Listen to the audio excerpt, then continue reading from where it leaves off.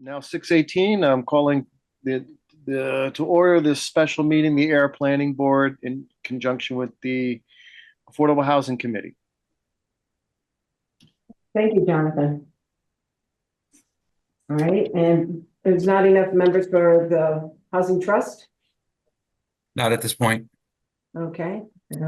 Should they show up, we may interrupt you and call a quorum.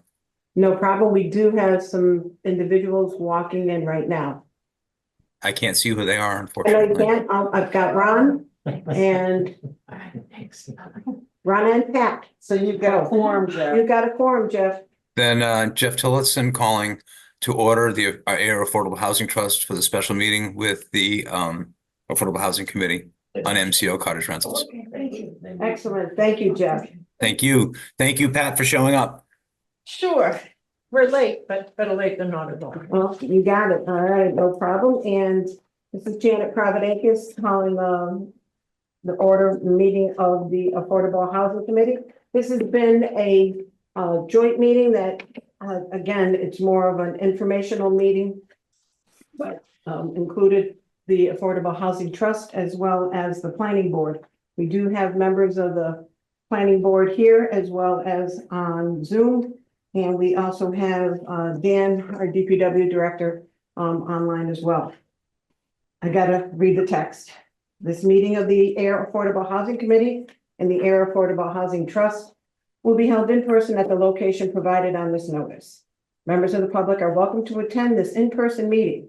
Please note that while an option for remote attendance and/or participation via Zoom is being provided as a courtesy to the public, the meeting will not be suspended or terminated if technological problems interrupt the virtual broadcast, unless otherwise required by law. Members of the public with particular interest in the specific item on this agenda should make plans for an in-person versus virtual attendance accordingly. This meeting will be live on Zoom. The public may access the proceedings by joining Zoom meeting ID number 818-0509-7403 or by calling 929-205-6099. For additional information about remote participation, please contact Alicia Hershey at ahershey@air.ma.us or 978-772-8220, extension 142 prior to the meeting. And again, we called it to order. All right, can I just go ahead? We do have copies of the agenda here. The agenda is pretty straightforward. It's you approve the agenda and to our joint meeting. I know the Housing Trust needs to approve that. And after that, again, is the information session by Mark. And it's like, all right. So can I just get a motion to approve the agenda, please? I mentioned. Second. Okay, I think we can do that, can't we? I don't know. Pat, you're our moderator. You would need to have anybody from the trust or the committee, I believe, can make the motion and So second. both of We're them. done. Yeah, okay. we Good. did- Okay. Okay, all right, the agenda's been, all right, now the Housing Trust, I don't know if your committee has gone ahead and been able to review the minutes of the meeting, the joint meeting that we had? Well, they haven't voted on Oh. approving the agenda. The agenda, all in favor? We'll go through the. Oh, I am gonna have to bring up the participants. Well, this is gonna be fun. It's not like we. I can't read all the way over there. Okay, let me do the roll call. Jeff? Do you approve? Aye. Jonathan? Aye. Bob? Aye. Let's see. Okay, Dave? Aye. And Kathleen. oh, hold on, Jane? Jane. Yeah, Kathleen's on the planning board. Oh, that's right. Okay, aye. Yes, oh, aye. Okay, and Ron says aye, chair says aye, been approved.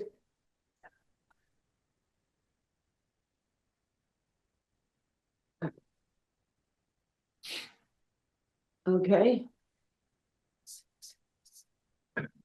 All right, Jeff, you want to handle the next item on the agenda, please? I'm sorry, I just put it down.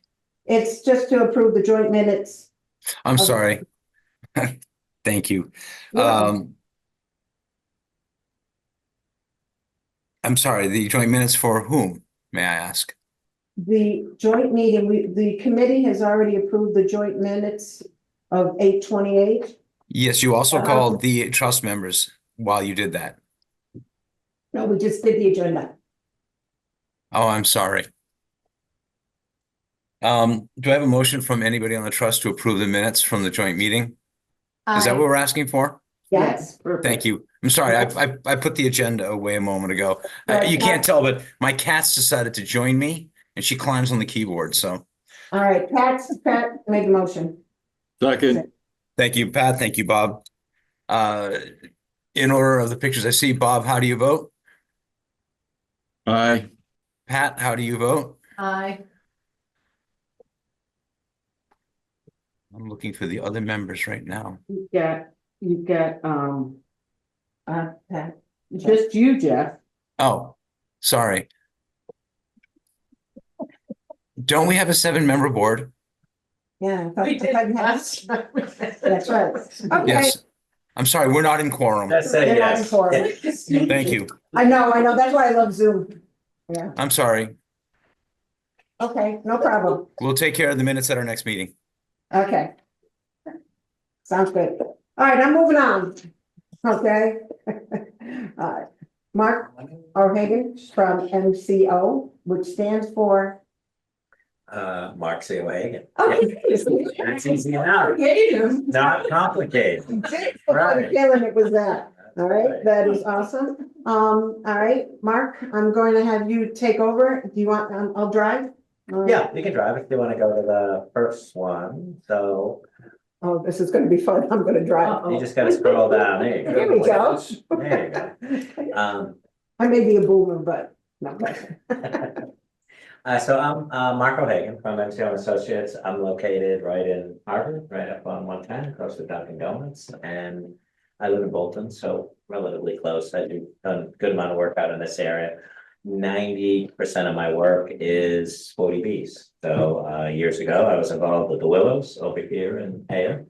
And recently just finished the Craftsman Village Harvard, just off the Rotary. Just in the Harvard line. That was 20 townhomes through a 40B, 5 affordable, 15 market. So I had met Janet, you would come over to my office, so I don't know, 6 months ago, 8 months ago. And we were talking about some different things, and I was explaining how I was starting on some new projects that were cottage focused, so we kind of continued to have the conversation. Right now, I'm building a project in Lancaster, Mass. So there's 32 units, individual cottages. I'm actually doing them for rent. So it's something I wanted to do for a while. The site was interesting. It was approved as 32 units for sale. Had a bunch of problems, but the infrastructure was in. So the road binder was in, some of the septic was in, utilities were in, water was in.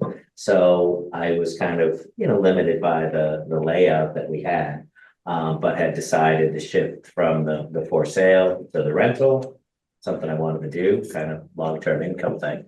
So if we want to go to the next one, I don't want to get too far ahead of the slides. So this is just talking about me.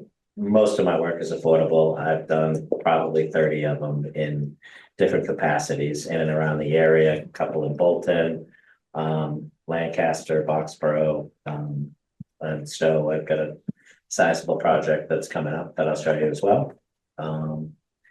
So you can click.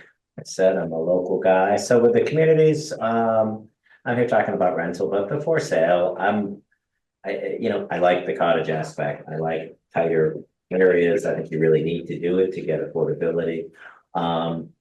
Never really been interested or done any, big homes or, from a development perspective. I've kind of always been involved in this fact in the affordable realm, and find the denser communities just a little bit more interesting, a little more fun, a little more affordable in general. Came from modest means myself. So this is talking again more about the rental communities, but front porches, gathering spaces, having that kind of focal point as compared to the vehicle is really something I've been focused on for years, so. Go to the next one. So the cottages that I'm building, and this is in Lancaster, I'll be building them in Stowe, I'll be building them in Dunstable as well. Modest in size, they're 1,115 to 1,400 square feet. Then primarily two bedrooms and 3 bedrooms. I have some 1 bedrooms that I need to create to fill some gaps. 1 or 2 bathrooms, really the focus, big front porches. I've got a bungalow that provides a really nice 1-level living. That's about the 1,150 square feet. 2 comfortable bedrooms, big open kitchen, dining, living area. So really a terrific alternative for people that are older and don't want to deal with stairs, or somebody that may have, issues with stairs. I've got some 3-bedroom home that I have as well. Has a bedroom on the first floor, so again, suitable for people with handicaps or just a desire to not use stairs. With these, they're modest in size. They're all electric, all with heat pumps. Really high insulation values. Everything you're building these days is wildly efficient. Some would say overly efficient. I may agree with them. But it's a well-constructed property, and again, most things today are. And the finishes they're like a single-family home. It's 9-foot ceilings, it's quartz countertops, it's stainless steel appliances, nice tile, nice flooring, nice fixtures, really throughout. So the intent is that it doesn't feel like an apartment for one thing when it's rental, and even if it was for sale, it would have the same advantage. The finishes really wouldn't be much different if I was selling. Looks like we have a question from Jonathan. Yeah, are you taking questions during the presentation, or would you prefer us to wait? I'm happy to take them at any time, so. Oh, thank you. I have a question about the heating. You said all electric, you said the heat pumps. Do you have any sense of what peak winter heating costs would be for a cottage, 1,150 square feet to 1,400? How much are we talking about for heat in New England? I'm just finishing, the people moved in about 6 months ago. So they haven't gone through the winter yet, so I'm hesitant to, I'd be guessing based upon what, the suppliers told me. But whether that's the true number, I'm not sure. So I don't want to say this is the cost and have it be different. I have a one at space over a garage at home and in a second home. They're not, I don't find them to be super inexpensive. If I have them and if I'm using the one at home for a space over the garage, it probably costs about $100 a month, whether it's in the winter to heat it or in the summer to have air conditioning, and that's maybe 700 square feet. So ballpark. With the homes, they're broken up. They're different. Most of them have there's 3 to 5 heads in the homes, depending on what the layout is. Where the ones that I have personal use, it's just one system for a broad open area. So if we meet in May, I'll have some really good information for you. Thank you. Unfortunately, that's all I have right now. All right, thank you. Okay, we'll call you back in May. Call me back in May. I see Pauline's got her hand up. Pauline?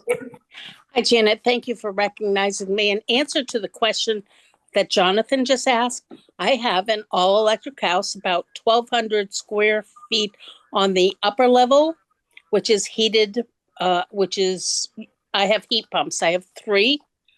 And it took me a while to understand how to use them because they're not conventional. But I run maybe $400 a month in the heating season. But keep in mind, that's all electric, not just heat. Washer, dryer, refrigerator, stove, hot water, etc. So it's economical, but you have to choose your supplier to make it so. Okay? Thank you, Pauline. You're welcome. Okay, and Pauline, just to let you know, we just received the slides here. They will be put on the website for future review. Yes, I heard that at the beginning, and that's why I didn't ask. Thank you, Jen. Okay, no problem. Thank you. Okay, Yeah, so you can go ahead. I just got just a little more information on the houses and then we can talk about some site plans. mhm, This is the 2-bedroom, 2-level cottage. This is about 1,300 square feet. You know, there's a couple different elements that we can change around. I've got a metal roof on some of them. Some I have the batten board on the first floor, other locations I put it in different areas just to try to mix and match. You know, I use a few different colors, but nice big front porch. They all have these porches that are like 7 by 20. So really usable for people out there. It's not like a 3-foot porch that you really can't sit and walk by it. It really is a usable porch. And in the neighborhood, you know, at this point, people are really using them. It's nice. It's nice to see. This is about 1,300 square feet. So the bedrooms are up on the second floor and living space on the first floor. The next slide is just the floor plan. Pretty straightforward, kitchen dining in the back, living space in the front. These homes in Lancaster have, oh, my M slipped over. I know, I saw that. I gotta make a bigger circle next time. The project in Lancaster, it is partially on slab. The intention, they were all gonna be on slab. But then when we finished the final design, some of them we added basements just based on topography on the site that made sense. So you'll see a little room here. So we've got laundry and a hot water heater there. You don't see stairs to the basement. It gives us some extra storage. And you'll see it in the, you know, in the picture going ahead. So, and you can go to the next slide, which is a picture of the actual house. So this is a home. This is in Lancaster, one of the earlier homes that we're doing. We kind of just done the landscaping and moving along with it, but you know, try to keep it looking like the picture when I put stuff out there. So And parking for them would be in the back, right? there's a mix. When we get to the site plan, Okay. which will be coming up, I'll give you a better Okay. sense of what we did with that. I figured I'd just run through the house. Understood. So you can go to the next one. This is the bungalow that we talked about 1,150 square feet. Nice open plan. You know, 2 comfortable bedrooms. The second floor, that's just aesthetics, really. And go to the next one that has the plan. Again, pretty straightforward. The living, dining, kitchen area is really it's a lot of space. I mean, these days, you know, even in your, you know, whatever 2,400 square foot house, this space seems to be comparable from a living sense. So people have really liked it. Again, 9-foot ceilings, laundry there on the first floor, mechanical room. Where I have 2 bathrooms, I do one as a shower, one as a tub in case that they have kids. But just nicely finished. I think the next one is just a finished version of this one. Again, just trying to obviously be consistent with the plan. And people are, you know, they are using the porches. They got the string lights out and stuff, so it's nice and it kind of, you know, transitioning to a neighborhood. Is there access to that second level, like storage where that? There is access to Pull the down. attic for storage. It's not pulled down, it's just a box, but Okay. some people are using it for extra space, yeah. Mm-hmm. Oh, Jonathan put his hand down. That must have been. I was just going to ask about the upper level too. So there's no real, there's no convenient access up there. The windows are there. The dormers there really for as aesthetic appeal. Is that okay? That's all it is, yeah, just it would have, my feeling was it had been just too much roof. So that was just an intent to break it up. And these are rental homes too, so from you know, people advise if you make it easy for people to use space, they're gonna throw stuff up there. It's gonna be difficult to get it out. You're always gonna be trying to It was there when I moved to in. clean it up. Yeah, so. All right, Kathleen. Quick question, do they have basements or is it slab on grade? This one that you see is slab on grade. I actually even, you know, did concrete on the front of them as it really, as I moved through the project more on topography, I have homes that have a full basement. with a walkout basement, just the way that we were dealing with slopes. The original feeling with the, with the slab was that you save a little money. Again, it's space that people would use for storage that could be problematic in the future with people. So that was what we were doing. We're finding now people, people pay a premium for the basement, just like they would for a storage area. So there are some trade-offs, but nobody's left yet. So I don't know if I'll have a problem. So, quick question, so was this a 40B subdivision? Yes. How many of them are affordable and how many of them are just This market is rate? 25%. So traditional, Okay. traditional comprehensive permit. Yeah. Okay, So 8 affordables and 24 market. Here, the affordables run about 2,000 for a 2-bedroom, I think, about 2,300, but the utilities are included okay, with just the way that we had to do it with the power, the way it was already laid out. okay, The market rate here run from about 3,200 to 37 or so, hundred a month. So, okay, a little more money very good. than some others, But but that's helpful to understand, put it in context, yeah. yeah, and you can afford to build those and have 5 of them, 25% affordable and, Yeah, I'll run through some of the economics as we get through, because when we talk about some of the site stuff, I think it becomes relative, but okay, I mean, the short answer is for the uncertainty with these deals and where it's difficult to know if they work is really more in the land and the infrastructure in particular. Infrastructure, for me, it's just it's a crazy number, and I feel like they throw something against the wall and say, "Yeah, let's charge you this." So it's gotten very expensive. Their expenses have gone up dramatically as well. So where as compared to it really, I guess it really depends what you're comparing it to. When I'm looking at these as rentals, I feel I'm comparing it to a new modern community with, a 3-4 story building, clubhouse, pool, that kind of stuff. That the cost to build this on a square foot basis is the same. I can maybe do even a little better depending on what they've got for structural stuff, but it is the infrastructure that can make it more challenging. On this site, I'm building on, I think the whole site's about 12 to 13 acres, but there's wetlands. I'm building on about 6.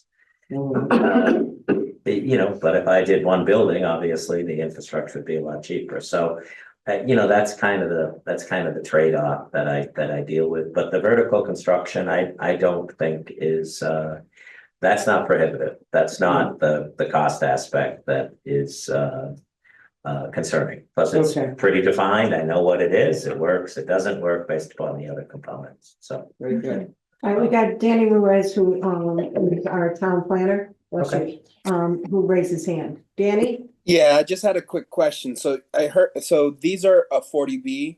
Have you ever done this type of development in a different town under a different mechanism other than 40B?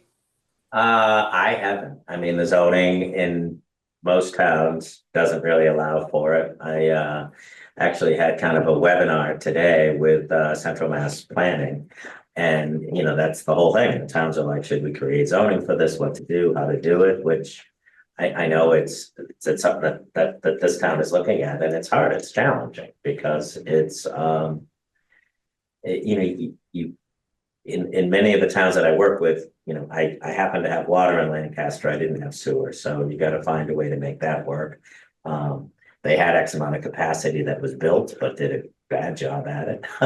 So I've been cleaning up for their mistakes. Because I think I said I bought this. I'm not sure if I said it. I acquired this with the infrastructure installed. So the road was in, but the septic was in. So I had a little less flexibility in terms of what my design could be because I needed to work with what existed.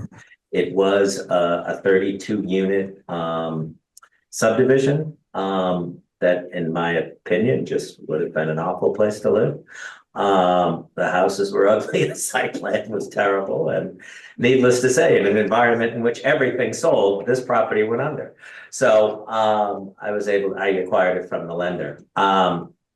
but there's not much zoning that allows for this. Towns are starting to look at it now. But anything, really 90% of the projects that I've been involved with have been affordable. I mean, I've always felt that the 40B is just a wonderful addition to a town's toolbox. You've got a lot of creativity that you can utilize, a lot of flexibility. All sites are different with different constraints, and I know that's the hard part in you guys creating zoning, but I just found affordability flexible enough that you can work through a lot of issues with a host community that's generally supportive of what you're doing. And that's really been the bulk of my career has been working with towns, not, trying to push things down towns' throats. So I get a lot of support for the projects, and, we try to work through issues because they're always there. So, so that was a long-winded answer, but, so No. I've done them really through the 40B in virtually all my projects. Yeah. Okay. All right, Jeff, you've got a question? Thanks, Janet. Couple of questions, couple of observations, couple of questions. So you've worked in Middlesex County, it looks like Worcester County also. Did you do one? Oh, which county do you like best? First of all, from an affordability standpoint, I was interested to hear about your the wastewater challenge you have on properties that may not have wastewater plants. Yeah, they're all challenging. So I mean, Yep. a lot of the sites that I have, you see them, particularly where they're, predominantly 2 bedrooms, are right around 40 units because that keeps you under 10,000 gallons. For people unaware, you can do essentially a septic system up to 10,000 gallons. After that, you jump to wastewater treatment, which is a substantial increase in cost and design and approval process. Yeah. And I've done them in a lot of different ways. This site was interesting. So they had 32 3-bedroom homes. And he had a Presby system in the back that accommodated about 2/3 of it. I'm like, all right, I'm not a genius, but I'll do some 2 bedrooms. I can fit it all in the existing system. Pretty straightforward. But Presby sold to somebody else, and in the process, they had never got the system certified. So their standards changed. So I still ended up having to add another septic system, and the materials here were decent on up in the back, which is well off the locus of where the homes are. And then there was one other location where there was a pretty good system. Actually, if you want to jump ahead a few of them, we'll have the site plan. Actually, the question I have more though, since there's going to be rental going forward, we had assumed that that's built into the actual monthly rent, and that becomes the responsibility of the rental agent, of the tenants. Well, for not the tenant. You don't want tenants managing a wastewater system. I'm sorry. I did residential condominium for years with private wastewater. You don't want the inmates running the show. No, but yeah. So yes, for the septic, that is my responsibility as the owner, providing it. They're not paying anything in addition for it. The water, I had them sub-metered so they do pay their own water. Okay. But here, so for reference, if you see between 13 and 14, which is a little bit of a pavement out, if that continued on, and that existing septic system was out beyond there, that's kind of off the map. This parking area that you see between, say, 22, 23 and 21, just to the left, right there. There's a septic system underneath that serves about 7 homes, I believe. So otherwise, everything, 1 through 14 and 32 through 22 are all on the existing septic system. And then 15 through 21 are on the one that I had to add in that location. So they basically all have they all have 4 systems in them, E1s or something like that. Correct. Yeah. Well, they flow gravity in groups of homes flowing by gravity into a tank, which is then pumped into a force main that goes up to the back. So you don't have an alarm in every building that a tenant doesn't know what it is. No, we have an alarm that is there. What I'm saying is it's not one tank for each home. In some areas, I've got 5 or 6 of them on one. In others, I've got 2. Just the way they had 2 lines that went out there, so we had to mix and match and get the flow to be correct of going to the back. So No, it's just as a rental manager, I can only imagine they ignore the buzzer in the basement. yeah. It's more of a management standpoint than correct. how to get that done in a cost standpoint. Yep. Thank you. You're welcome. So, so this site, this Cottage Lane, that was the road that was essentially installed. The layout that they had had homes kind of along the street and then staggered behind it. If you're ever out on the property and you take a ride through, you'll see the unit number 10 was the one sad house that sat there by itself at the end of this road for about 6 years. And it was a modular small colonial that he did. So you'll just notice that it looks a bit different. So I kind of chose to put in what you'll see in other sites, and what I typically do is, where we have the community green, is often the leach area for systems where you can use some open space. Here, I really did it just to give a broader sense of space for the residents. So everybody has behind them is generally wooded, and everybody looks out, the majority of the homes look out onto the green space that just provides a sense of openness. For parking, again, there's a variety. You can see units like 1 through 9 on the right-hand side. I added driveways where we had space with some parking in the back, so kind of they can walk from their house out their back door directly to parking. This optional has a cover?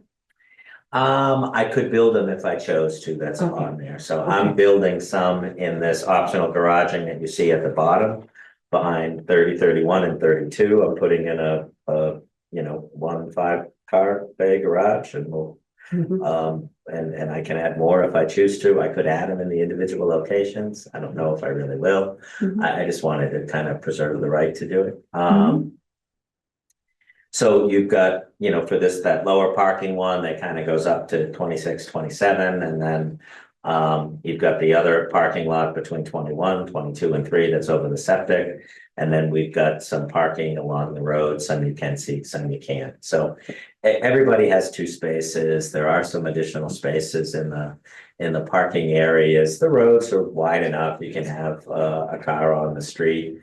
Not to keep it there, but for company and coming and going. So far it hasn't proven to be a problem. Parking is always tough. So I just the back end of the cul-de-sac, we just paved that parking area and finished up the rest of the parking and walkways and stuff just about a week ago. So I'm just finishing that section at this point. But like I said, it's about 6 acres as a buildable area. This isn't overly as dense. I probably would have done a different design, and there's a couple of other samples of other site plans if I was starting from scratch, but I had that site plan, so that's how it is. With this being a rental, are these assigned to each unit? We may assign one to people, there is enough. It hasn't been a problem yet. We're just finishing it too. So the feeling was that we'll assign one to people that's in close proximity to their home, and then we'll let the other ones float. Yeah. How close are the buildings to each other? Those are about 15 feet where you see them there. We've got the driveways in between. It's a little bit more. If you're closer than 10 feet, you've got extra fire precautions you need to take. So I try to avoid that. 12 to 15 is generally where I try to be. You can get a vehicle through there and equipment through there if you needed to. this walkway that you see that runs in front of 22 to 30. Because the homes were off the street, that ended up being like a 10-foot way as a fire access, to comply. And under the zoning, is this one lot or are they on individual lots? This is one lot now. When I acquired it, there was between the 32 homes and some open space parcels, there were 36 parcels, so I rescinded. So the the zoning is subdivision sort plan. of like, we have a zoning here on condominiums, 10,000 square feet for the first one, 3,000 after that for each other. Is it similar? Is that the way they do Lancaster it? didn't have anything like that. Okay. They're predominantly single family zoning, like Harvard, like Bolton. So they didn't have they don't have zoning for condominiums, or very little for multi. There's a small section in town. I think they have some by the college, but that's about it. So this was developed through a comprehensive permit as the small subdivision with individual lots. But he had the individual lots, and then he had a shared septic system, which is complicated. It's part of the reason he could never get things done. So it was a very complicated structure that didn't really need to be as complicated, in my opinion. But so I subsequently rescinded the subdivision plan and brought it back to one lot. Yeah. I know you and I spoke about the houses over in Harvard, right across the line. Yep. They are also 15 feet. So Those are tight too. Those Yeah. are even a little bit tighter in some ways, Mhm. because we had more limited space there. We had the original plan that we had for the site, I like much better. We really had a central green, really similar to the center, that we had, I think, 18 houses with kind of facing each other with a kind of rear loaded garages and a looping road that went in that I liked a lot better than what we ended up with, candidly. But we got in a big, discussion with DEP about the nature of the wells. Which what we had proposed and what we had just finished in Bolton was we had 6 2-bedroom homes on a well, 6 2 bedrooms, 4 people per home, 6 homes, 24 people, not a community water supply. And then we did an individual septic system with them, which was perfectly fine. And I've done it probably 3 other times. For whatever reason, they wouldn't let us do it in Harvard. And we went round and around on it. And so we had to put in wells as a community water supply. And to locate those with the radius that you have, for people that aren't familiar with it, if you have a well in your home, you've got offsets to, a septic system, but you can overlay property lines. You can be, you only need to be so far away from your house or your structure. For a community water supply, you have to control all the space, and you really can't do anything else in there. And so if you're looking at the homes on the right side, there's kind of a brook that runs through there. So we located the wells, on this side of the brook to take advantage of the space on the other side. But we ended up using so much space that we couldn't do the looping system that we wanted. So we ended up with the roadway on the left, and then these kind of drives that, that shoot down on the right. So it ended up compressing it, so they're tighter. And those homes are bigger. Those are about 2,000, 2,100 square feet. Yeah. And they have the garages that are in the back. So the roads are really kind of like alleys. But many of the homes, they don't really look at anything like in other locations. So, but so that was the issue there. There, we had a septic that was out in the back. And we were gonna, break that up into 3 areas and have 3 lots, and the town was on board with it, but DEP messed it up. So we've got this wildly complicated community water supply for only 20 residents, which is reasonably expensive to operate.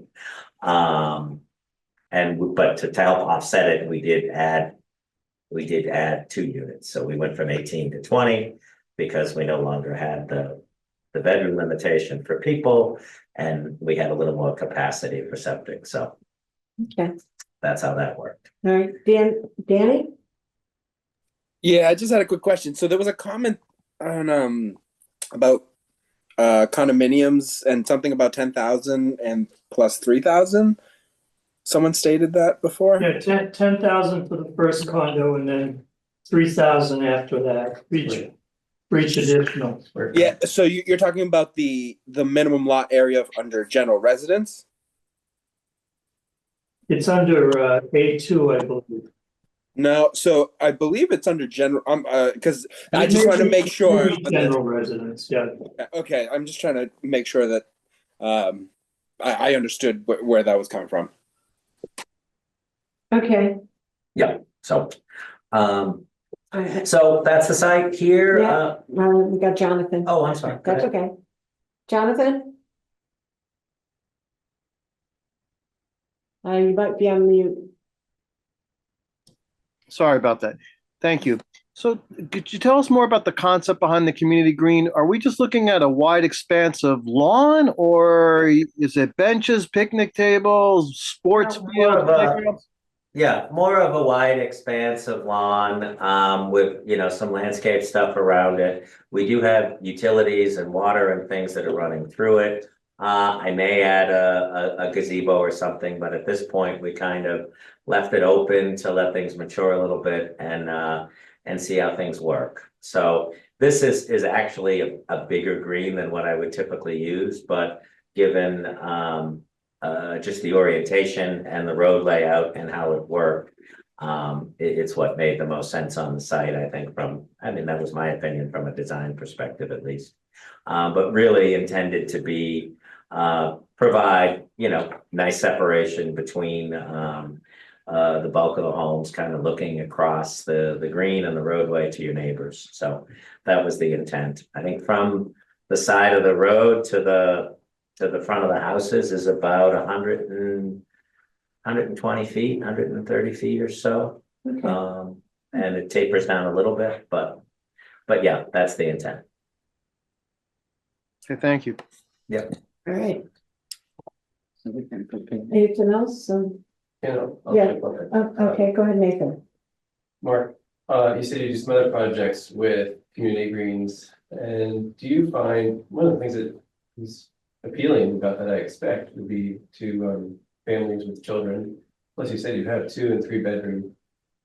Do you find your properties, the ones that are rented or sold, have a blend of socioeconomic and ages in them? Yeah, I mean, generally with the affordability, you know, they all have an affordable component, so the socioeconomic is always blended. And that, you know, it's funny when I've seen properties that kind of morph over the time. It usually isn't the economic issues that become problematic. If anything, I've seen some properties where, you know, if the condo fees are much lower for the affordables on the market, that creates some tension.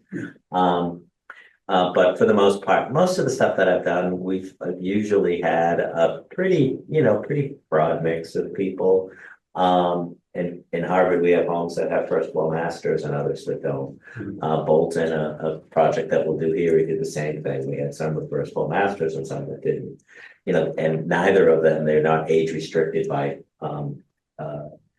you know, they're more age restricted by design, that we offer first floor masters as compared to saying this is age restricted, you need to be 55 plus.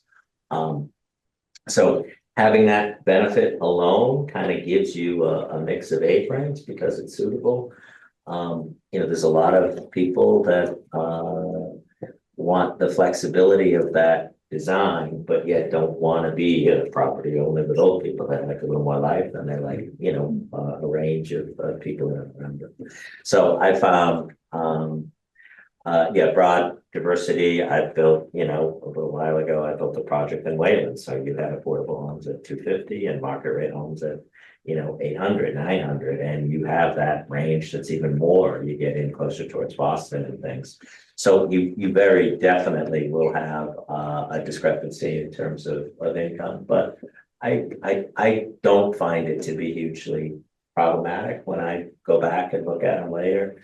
There's always somebody that's messier, but it's not always an affordable buyer. That's what people think, you know. So hope that answers it. Yeah. Quick question too, when you do the different types of, houses, some affordable, some market, they all look the same, look the same. They're all the same. Yeah. Yeah, no Okay, just difference, wanna- no difference in finishes for rental. For sale, there's differences. The intent is for any project, whether it's a rental, whether it's a for sale. The focus is, even specifically written in it is on the exterior. So you need to distribute them as you locate them, but you also, you don't want to drive through a property and say, that's affordable, that's affordable, that's affordable. Mhm. So that's the standard. I've done homes that are smaller, but they're smaller in terms of depth, as compared to the You can't front. tell So from when the you look street. at it, it looks the same. But on the interior for an affordable for sale property, your cabinets may not be as nice. You might have carpet where you have hardwood and market. You might not have a fireplace where you have it. So there's smaller changes, but that you will see some changes. Mhm. But like I say, from the street, you don't notice. From the street, you don't, and where the interest rates went up so much and the affordable prices came down. You really had to, because the gap in terms of how much more they were costing to produce to the price got really challenging for a while there. It's moderating a little bit now. The incomes have gone up. The interest rates are starting to come down. When I look at for sale projects, I always just, and it's just, however, mental manipulation that look for the affordable units. If I could, my land, my infrastructure, my soft cost, that's based on my 75% market rate. And if I could build and sell my affordable homes for what I paid for it, I consider that that was my goal. That was a victory, and for a while it was really out of whack. It just between costs going up and prices coming down, so it's challenging. But now it's starting to moderate back to a reasonable zone. Okay. Thank you. Yeah. So the next slide, I don't remember what it is. Oh, and this is, Do there was you a, want to see the other, hold on. oh, that's the 3-bedroom, sure. Yeah, that's the same design. I didn't have a great picture of one of the homes, but Mhm. same thing. This has a master bedroom on the first floor that you see. Kitchen, dining, living. We had a little nook that was a study. I actually ended up taking out those walls because it felt a little tighter, but it's still a nice spot for for a desk or for a pocket office. But again, kitchen with an island, dining room and living room, very comfortable. 2 bedrooms upstairs, another full bath. And that was 1408, I think it was. Yeah, I think that's what it said. Roughly from a Yeah. design perspective. Mhm. So it was a video that it just looked decent. It was just shortly after I'd done the landscaping of having a range of the homes, but the video didn't carry on to what I had sent you. But if you guys want to go over and if you have an interest in seeing it, it's located. I know some of us do want to. Yeah, so Cottage Lane should come up on GPS now. But worst case, it's off of Deershorn Road. It's right after 259 Deershorn Road. That's DEERSHORN.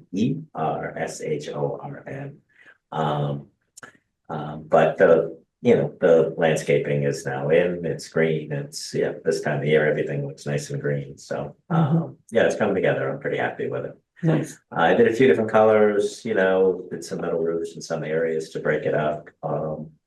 I said you got some flexibility on treatment, but so we'll go on to the next one. This is Still Acres. So this is interesting project. Been working with the town for probably 3+ years on it.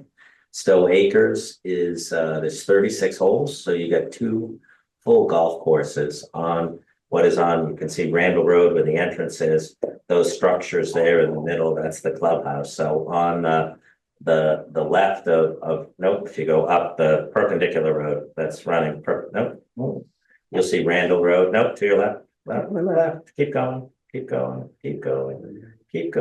right there. So that building, that's the clubhouse, the existing clubhouse that served both courses. Yeah.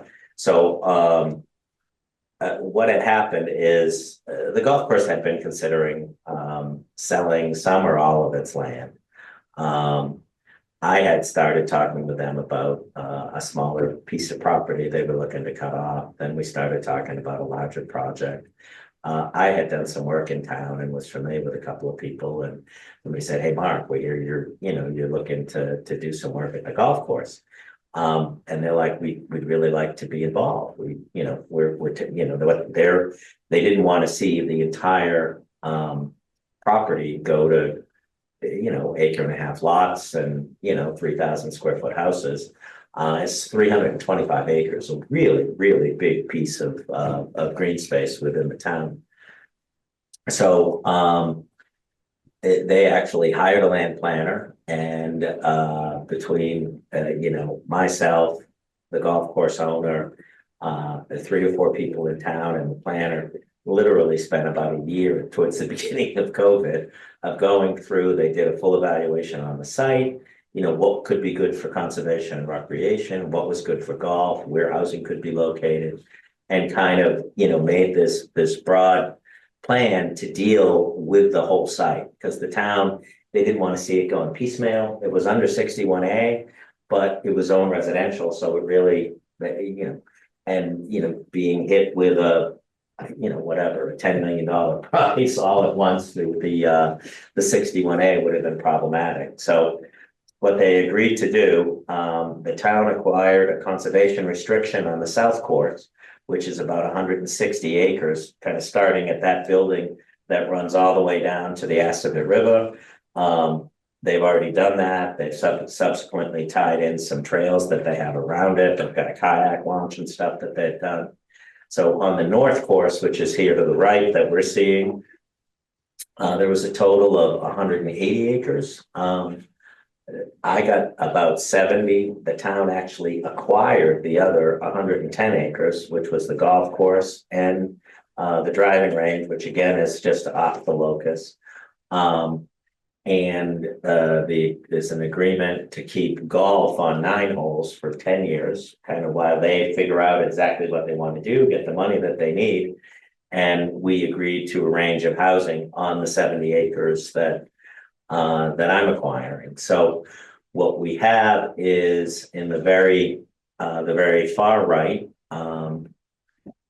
in there, I've got 40 of the cottages, the same thing that you saw in Lancaster. And then everything else in front of it, with the exception of this gray building, is 125 homes. Those will be fee simple homes. Those are on lots that are small, but they range from like 5 to 8,000 square feet. Those will probably, it's essentially 3 affordable projects. So 25% of the 40 units will be affordable. 25%, so 31 for sale will be affordable. And this gray building here that is a multifamily building. We'll have 25 relatively modest 1-bedroom apartments for people that are 62 plus. We did that at 50% of median income. So we'll have some stuff in there that's really affordable. Really the goal was to try to create a development that's more reflective of who lives in town now. Mhm. So we've got some rentals, we've got some stuff targeted for 62 plus, and then we've got a range of housing in between. So this town's been really excited about it, to be honest with you. They're signing the permit, I think, in about 20 minutes. So that's good. Now I've got a community water supply that's kind of up into the far right hand. So I'm building on probably about 50 of the 70 acres. There's about 20 acres that'll be in the public water supply. I just drilled those wells, so that was good. And I've got a wastewater treatment facility that will go in as well. And given the size of it and some of the density, I'm doing a clubhouse and a pool and all that kind of stuff. But here again, really trying to have a focus on people. You can see, these little cross streets, those are just garaging. Not that one, but if you go behind it, you can see like over So here. some little, Yeah. these little ones that come in. So, these streets will be, we'll have some parking on the streets, some nice landscaping, homes with picket fences and porching, so kind of a heavily landscaped area. But the garaging is on these alleys. This is all just alleys for garaging, the same thing here, and they'll be kind of, tucked away. So we looked at, the lots and building the homes, and like, we don't, you don't need an acre. You don't really need an acre. You certainly don't need an acre and a half or 2 acres that you have from town. So we put together all of these vignettes as the planning of how can it be used. And here's a family that could have, a swing set, and other people could have gardens, and other people could have a hot tub and or a gazebo or whatever, a pergola or something in the back. And when we kind of designed it so that we'll have, a range. The interior lots might be, plus or minus 2,000 square feet for square feet. It's the exterior ones. And we did those with kind of side loaded garages again. On the majority of them, there's a couple of lots we had to do without it in the final design. So again, the cars will be off the street, and good amount of landscaping, fencing. There'll be a lot of details in it, but it's really more of kind of your traditional neighborhood development that you read about, that you see this in other parts of the country, but you really don't see it up here. It's tough to do if you don't have you get sites with a bunch of wetlands and hills and grades and rocks up here. This is spectacular. It's wide open. It's all sand. Groundwater is low. So we really had a lot of flexibility to do a design, that although it's intensive, and even when you look at the plan, it looks intensive, but I think as it develops and it matures, it'll be a really cool place to live. And for people that are golfers, you've got Stowe Acres, 18 holes on the left. You got the stuff on the right-hand side is a whole nother golf course. That's the Butternut Golf Course.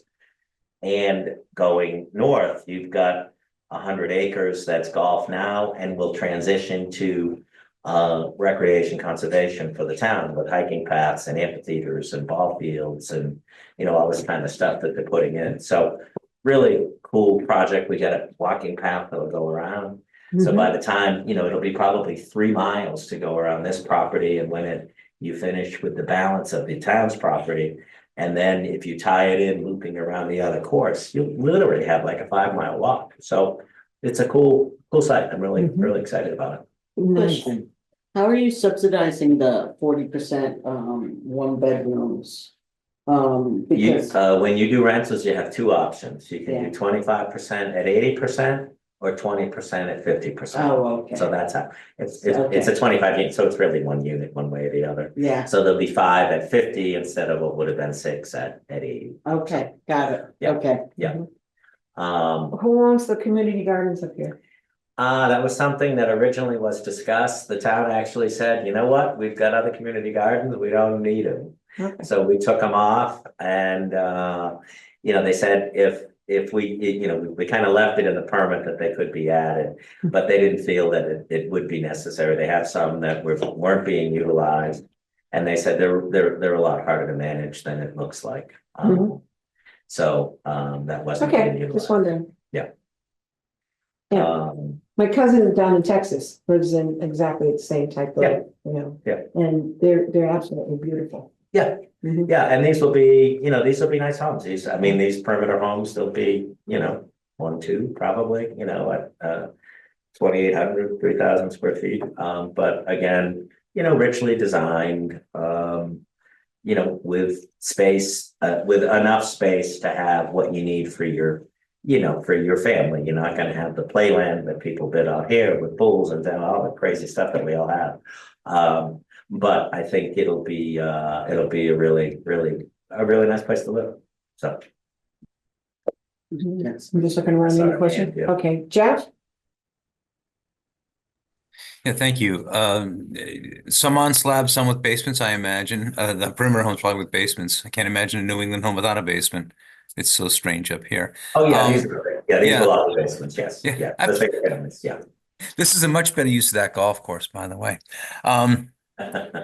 If looking at this kind of oriented left to right, coming off Randall Road on the left, all the way to the right, that's the Butternut end, I think, end of the property. That's where the rentals are gonna go all in one spot? All in the back, yeah. Okay, great. Just want to understand that. You covered an awful lot of information very, very quickly. Thank you very much. Sorry. But no, that's okay. Are these going to be again handled by do these get handled who manages the lottery and stuff like that? Do you guys do this or do you turn to the town? I have a firm, MCO Housing Services, Mhm. we do lotteries, for people all over Eastern Mass. So, so we happen to do that in-house, so, so we'll deal with the lotteries and these are, three separate projects as it Mhm. relates to, DHCD or EOHLC, sorry. MOUSE, come Yeah, on. that's it. And I'll have three regulatory agreements because, the rentals, it's different requirements as it relates to profitability and stuff with rentals. Then the for sale actually has its own regulatory agreement. And then Mhm. the other one's a 62 plus, so that's a different dynamic as well. So it really is, it's three separate projects. So what's contemplated is there'll be a homeowners association for the 124 Imagine single-family so. Yeah. home. And, they're gonna have about 75% of the funding responsibility. And then the apartments, not the apartments, the cottages will have roughly 20% of the funding responsibility. And then the multifamily will have about 5%. And that's basically loosed off on your bedroom count, the Mhm. wells and the wastewater will be substantial expenses. So and that generally mimics the area that will be done as well. Yeah, The you're road- talking about you're talking about condo associations very quickly, and I'm not sure. I did Regency at Stowe. Okay. So I imagine you're going to have some sort of homeowner association where landscaping and snow removal is handled. Yeah. Okay. So and the master insurance Yeah, and stuff there'll like be, that. Yep. you're gonna have the three entities. You'll have the homeowners associations for the 124 homes. Hmm. Have the owner of the 25 unit multifamily, Hmm. probably will be me, the owner of the 40 cottages, and they're all under the umbrella of a community umbrella trust that Okay. will have the overall responsibility to deal with the roadways, snow plowing, common landscaping, etc. It is the intention that these main roadways will become public. So I imagine so, but you've got walkways and driveways and stuff like that. yeah, That you there want will to be, get yeah, there'll be some, and these private drives, I Yeah. mean, the garages would be more of a homeowner's expense, so, but yeah, so there's a mix of stuff that it will be relatively complicated. Hmm. Well, And so we've got a rough draft, but realistically, until, once I get, DEP approvals for wells and treatment, they're gonna build in a bunch of requirements, and I'll be finishing up with conservation, they'll have their own requirements, so we'll piece it all together, but that's the general intent that, I think it's workable, there's enough people and enough value to cover, the cost of wastewater and wells. And particularly if if the main roadways are taken by the town, that'll be a huge burden off of them. But that's no, school buses that come in that they won't want to do if it's private, so it makes sense. And the board was actually like adamant that, yeah, no, this is a subdivision, it should be public. You guys are paying like everybody else, and I'm like, hell yeah. so another question I Get have, it in the permit, yeah, and another question I have, and you mentioned this quickly, and that is that you'll be handling the lottery, handling the management of the rental units. You're in communities that don't necessarily have large affordable housing staffs in their local government. So handling it is something that actually works out well for them, I imagine. Yeah, and I was involved in a large project in Stowe before. So for the for sale, once the units are sold, there's not, once one is being conveyed in the future, then, the town will be involved, but on a day-to-day basis, there's very little involvement. you know, there's a report that, you know, that the state will want for the rentals, kind of same thing. There's some annual stuff. All of the affordable tenants, for people that know or don't know, they have to be recertified, their income has to be recertified every year. So This is what I'm saying. You have recertification, you got application, you got people moving in, people moving out, Yeah. issues with the units. That all takes time. oh, it does, yeah, and that's so we happen to do that. But we do it for a lot of other people because it is cumbersome and it's part of how I make my living. And Yeah. what type of deed restriction, how long are the deed restrictions on these? They're all essentially in perpetuity, Yeah, so okay. That's yeah, good to these hear. can't, yeah, these aren't gonna change. Okay. That's really all the state does with anything. Mhm. These were LIP, so when I say LIP as in local initiative program through DHCD as compared to mass housing, that, you know, the programs do vary a little bit. So the town, you know, they've really been involved since day one and they've been very supportive. I mean, shockingly, this is probably the largest project that's been built in town. And there has been nobody at the meetings, not a soul at the meetings, which is. Mark, I was gonna say, this is a very large project. Wow. Yeah, yeah. And Part of it is there was a lot of communication. Obviously, the town had to vote in, you know, at town meeting, they had to vote. They spent $1.5 million for the conservation restriction. I was going to ask, did you get CPA funding for this from the town? How does that work out? And the other question is, Toll's not that far away from this geographically. They're not involved, No. which is surprising to me. Yeah. Yeah, so the town did, I think they've got about 5.5 million into it right now, between the two components, between what they paid for the land, what they paid for the conservation restriction. And there were some tax credits and the ability to operate golf for another 10 years. That was part of the compensation to the golf course owners as well. And then I'm paying them a princely sum. And if I may ask, this is taking only 9 holes away from their courses, or is it a full 8? 9 holes for the work that I'm doing. The town is acquiring the other 9 holes. Got it. So those ultimately will be taken away from the course. So they'll end up at this point, about 9 years, they'll end up with the 18 holes. Just on the south course. They're relocating driving range.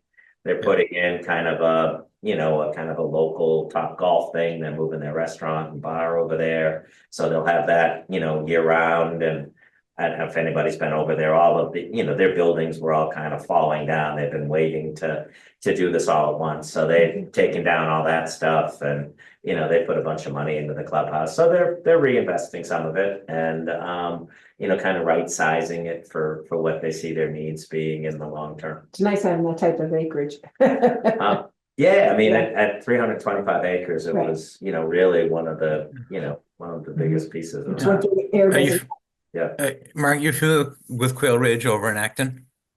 Resident of Quail Ridge? Was I at Quail? I know you weren't involved in it. Are you familiar with it? Because this is basically what happened at RQR. Yeah. Yes, I am familiar with that, and I did some work with Ron Peabody that developed that originally, so I'm pretty familiar with it. I got a piece across the street if you want to buy it. So. Gee, thanks, no. Okay, we're moving on. We're moving on, yes. So this is in Dunstable. This is a site that is right by the post office. I think if you go up one slide, it just gives you a better overview of it. So up at the top of the street is the post office. It's just across that. Just go up, or right there. Up.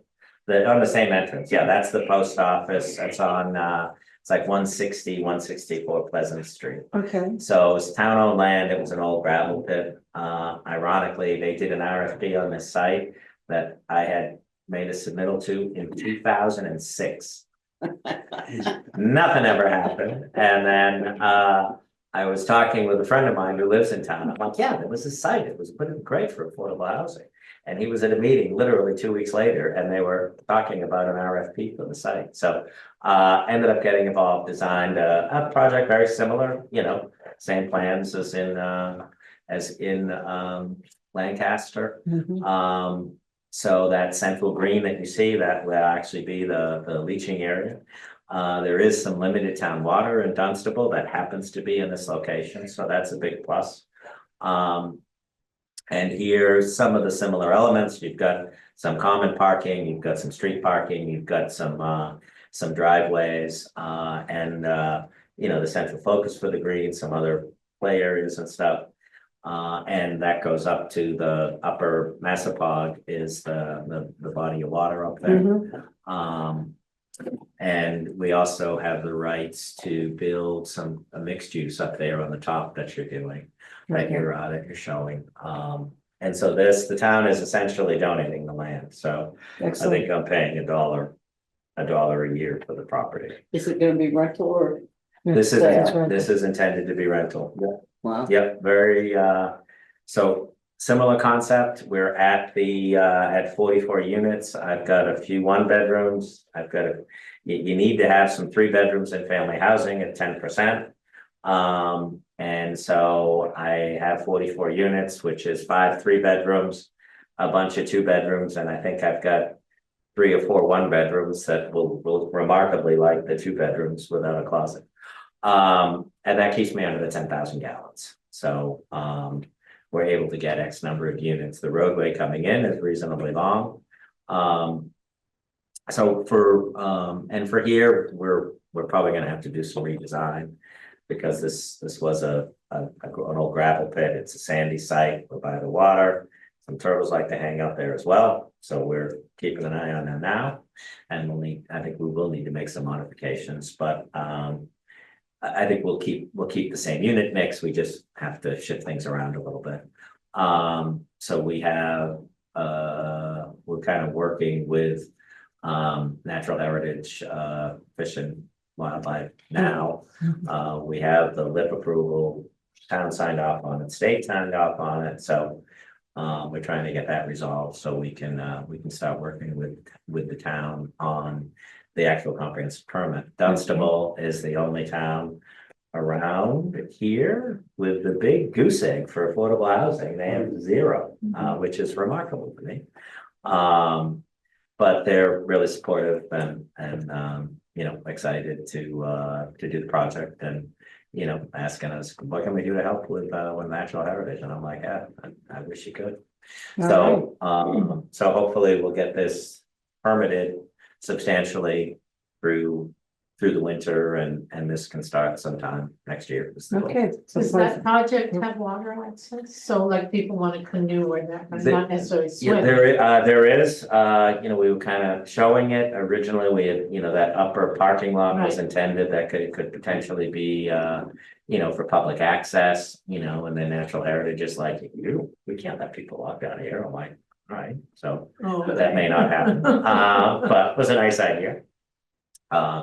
But yeah, so that's the plan. So we're getting the land and there'll be a modest subsidy to help offset some of the water and sewer costs that we're dealing with. Is that a water tower? No, I don't believe so. Okay. I don't believe so. They have, they do have they just put in some wells, I think with a small tower, but it's further up on the other Yeah, 'cause side. I'm just of the noticing the center. shadow. That's all. Yeah, no, I see what you're looking at, but I don't believe that's the water tower now. Maybe it's a cell phone. Yeah.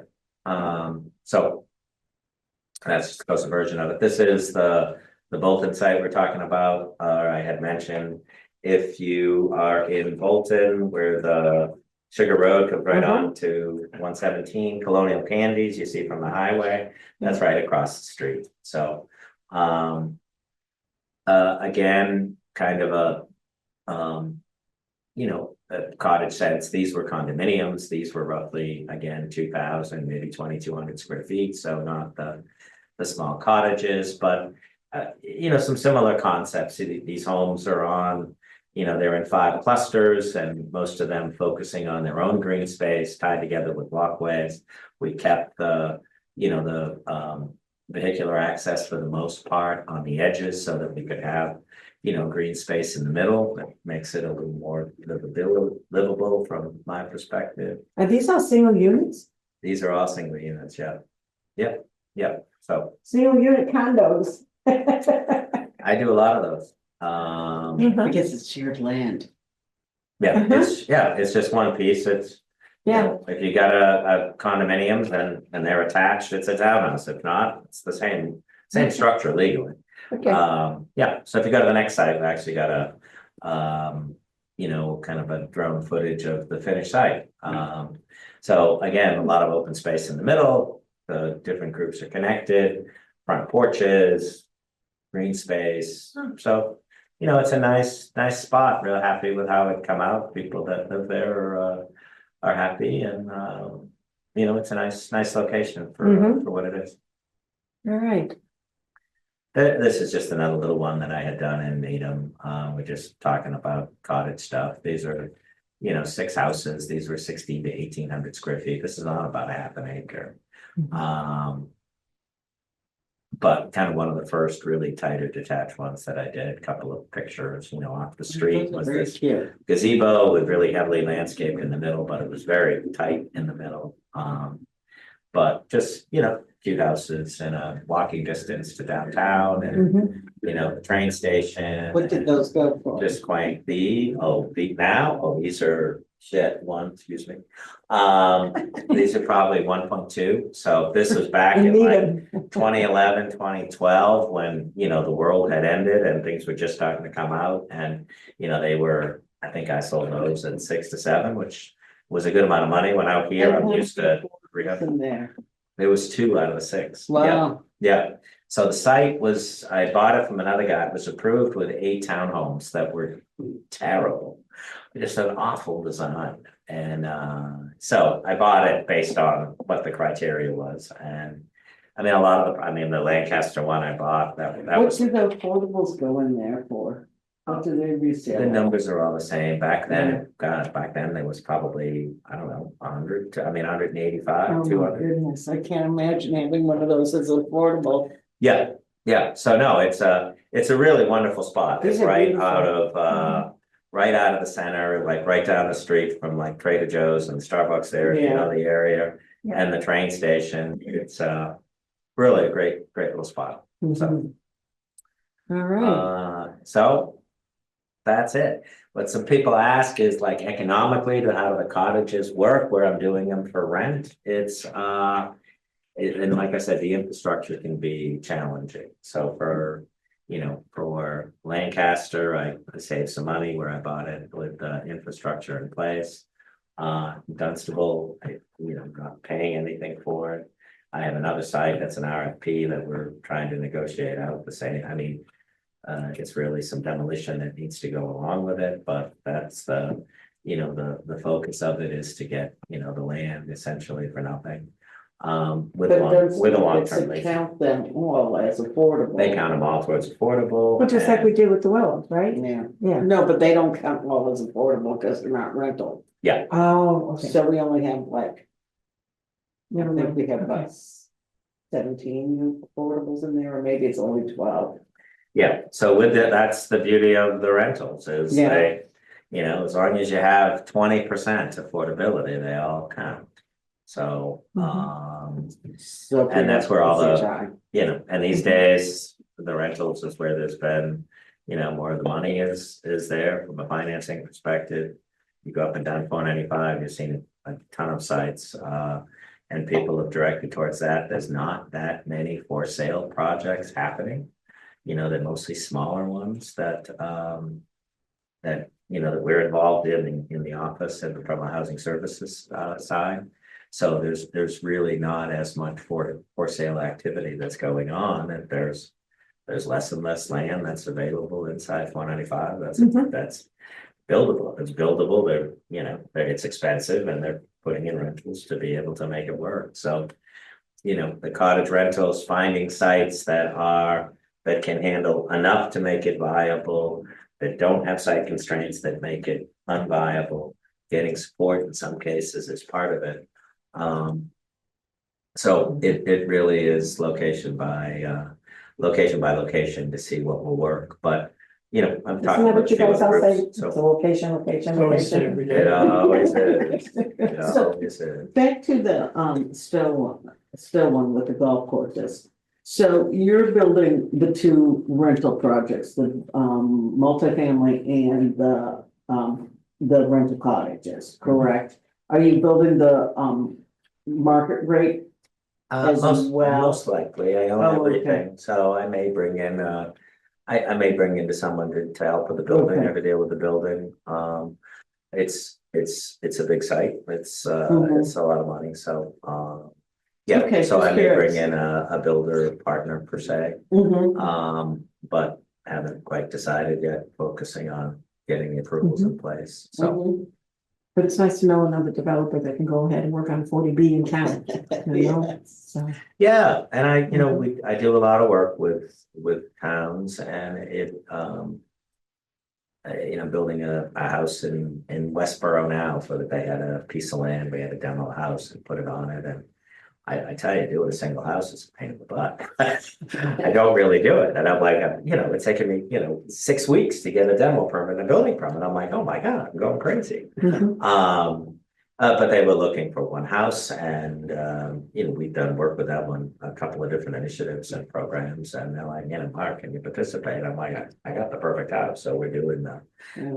If I wasn't building that exact house that I'm proposing for it, I probably wouldn't have done it.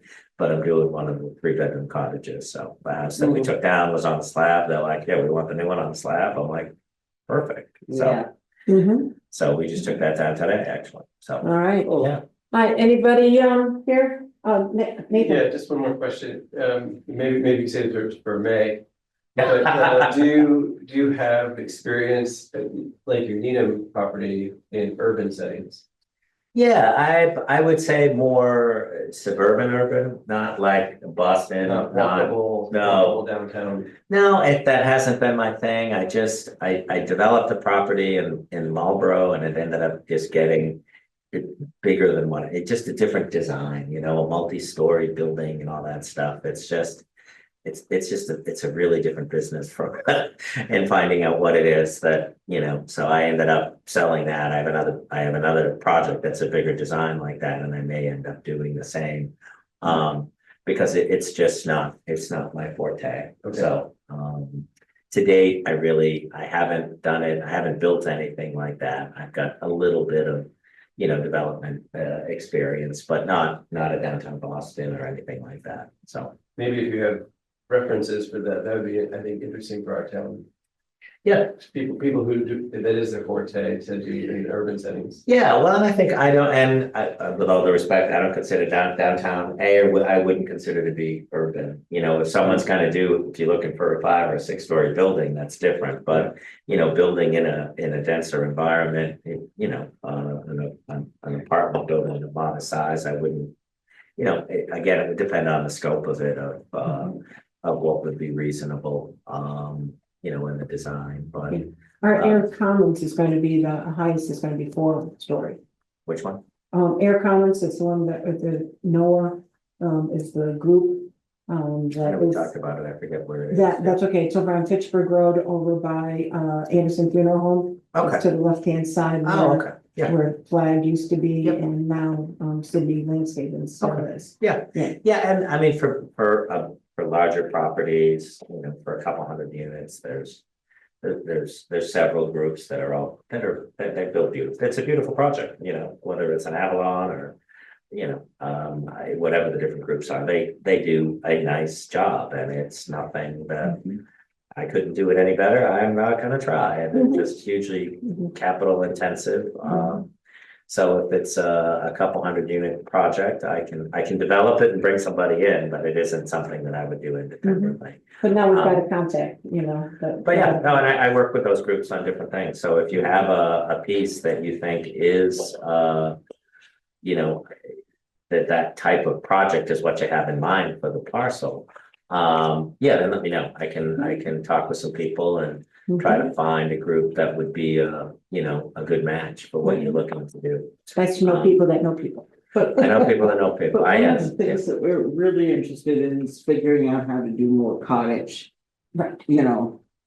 And that's why, like I was telling you that we were looking at to see if there would be a zoning change, a zoning bylaw, or whatever that maybe create a new category and, but, again, you said that you usually work underneath the umbrella of the 40Bs instead of looking at a change in zoning. But you also mentioned some other towns are looking at possible change. They're trying, yeah, they want to do it. I've really had very little resistance in, I'd say, the last 6-7 years in any of these towns that are out here. I think everybody thinks that we've got enough, 3,000 square foot pregnant colonials. Population's aging is no big surprise. People can't afford the homes. People that are older don't really need that much home or want to stay in it, and there's no place to go. Mhm. So, the rentals, they serve a purpose. Cottages on a for sale basis can serve the same purpose. Mhm. But it's challenging to do anybody that, to do anything for under $500,000 these days is really hard. Even these cottages at, 1,400 square feet, you're gonna be at that price before you are in the building, if you're gonna sell them. Mhm. So, it's just where it's at by the time you put everything together. Mhm. Everything has just gotten expensive. Fortunately, there's still not enough being built, so there's enough buyers out there, but That's why we want to try to increase our inventory as much as possible, yeah, just so that the prices can come down. yeah, and I think if the more you have, it will have an impact locally.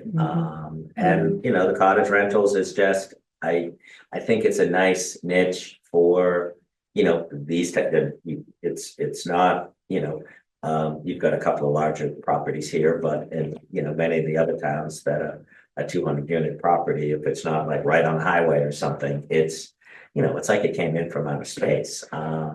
So this fits well. The vernacular is more consistent with a more rural community. And again, Ayer is not exactly that anymore, but parts of it is. And so I think the look and feel works, and the density is not crazy, but you can do a really wonderful property at 6-7 units an acre, and people can have their own space. And All right, that's good.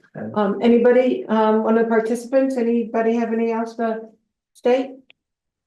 I want to say thank you. This has been very helpful, very illustrative. Right, yeah. well, happy to help. So if there's anything All right. in town or Pacific sites you want me to give you a perspective on, We got your I'm contact. happy to do that. We'll be contacting you. You got All right, everybody who's online, thank you very much for joining us. I do appreciate it. And before we leave, I have to make a motion again, public comments and questions. I think I asked. Yeah. So, can I have a motion to adjourn? Let's see, we have to do all three, planning board, it just went out. I think they're all leaving, so you're. That's right. Don't blame. All right, Pat made a motion, Ron, second, quickly. Ron seconds, all in favor? Aye. Aye. Hi, All right, thank you. All right, thanks, Janet. thank you Thanks, very much, everyone. everybody.